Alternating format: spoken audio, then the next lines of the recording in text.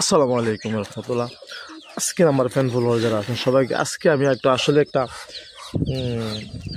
হৃদয় বিতরক একটা জিনিস এবং ঘটনা আসলে আজকে আপনাদেরকে দেখাবো এবং শোনাবো। তো এখানে দেখতে পাচ্ছেন যে আসলে কিছু হাঁস, চীনা হাঁস, একটা রাজা হাঁস, কিছু মুরগি।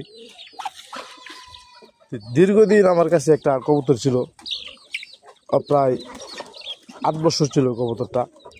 যে কবুতরটা অনেকগুলা বেবি দিছে, কিন্তু কিছুদিন আগে হঠাৎ করে দেখলাম এমন দুর্বল হয়েছে, পরে মানে খুবই বাজে অবস্থা হয়ে গেছে।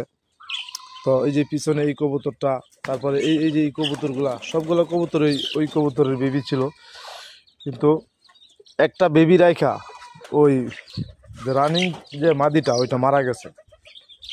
তো সেই বেবিটা আজকে আপনাদেরকে দেখাবো। তো আসলে দায়িত্ব একটা জিনিস, যে দায়িত্ব জিনিসটা কিরকম, কি একটা জিনিস। এই যে দেখেন, এই বেবিটা রেখে মাটা মারা গেছে। আমার কাছে খুবই খারাপ লাগছে। এই যে রাজগুলা একটা মাদি ছিল, তো হঠাৎ করে মাদিটা অসুস্থ হয়ে যাওয়ার কারণে এই বেবিটা রেখে মাদিটা মারা যায়।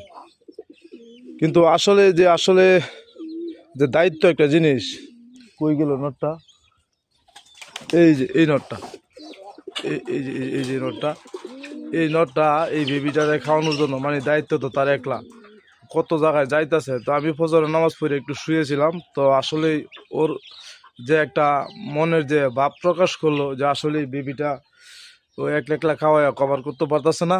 তো যাই হোক, তো আসলে মেন জিনিসটা হলো যেটা আমি আপনাদেরকে বোঝাতে চাইতেছি, দায়িত্ব যে একটা জিনিস। এই যে এই বেবিটা সকাল থেকে না খায় আছে, আর ওর বাবা খাবারের জন্য মানে খুবই ব্যস্ত হয়ে গেছে। তারপরে ধরেন এই যে এখানে আমার হাঁস আছে, মুরগি আছে। মুরগির ছাউগুলো বেশি ভালো না, শীতের মাঝে মুরগির ছাউ আসলে বেশি একটা ভালো থাকতে পারে না, কারণ খুবই ঠান্ডা। তো এই জন্য খুবই তারা যেই যত্নটা পাওয়ার কথা সেই যত্নটা আসলে পায় না, সেজন্য আসলে অনেকগুলো বেবি নষ্ট হয়ে যায়। তো আমি যে কবুতরের খাবারগুলি খাওয়াই, এই যে দেখতে পাচ্ছেন এখানে গম আছে, ফিড আছে, ধান আছে, হ্যাঁ, 3 জাত। এই 3 জাতের মিক্সচার আমি কবুতরকে, আমার দেশি কবুতরকে, এই যে গোল্লা কবুতরকে খাওয়াই।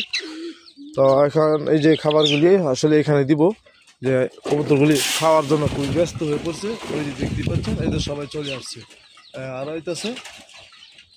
আর আসলে দায়িত্ব যে একটা জিনিস, যেটা খুবই একটা কঠিন জিনিস, যে বাবাটা খাবারের জন্য খুবই ঘুরতেছে বাচ্চাটা খাওয়ানোর জন্য, যেহেতু বাচ্চার মা নাই, সেই দায়িত্ব